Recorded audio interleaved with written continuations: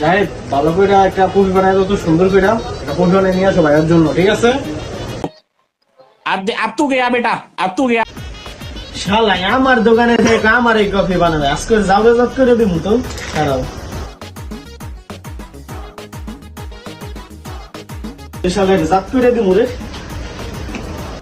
বেশি হিসু করে আজ করে খাওয়াই জাত করে বানাইলাম স্বাদের কফি, আজ করে মজা বুঝেন। মাসিন এ ধরো কয়েকটা কফি খাও। ভাই বানাই আনছো? হ্যাঁ মাশাআল্লাহ, দেখি করে তো মনে হচ্ছে।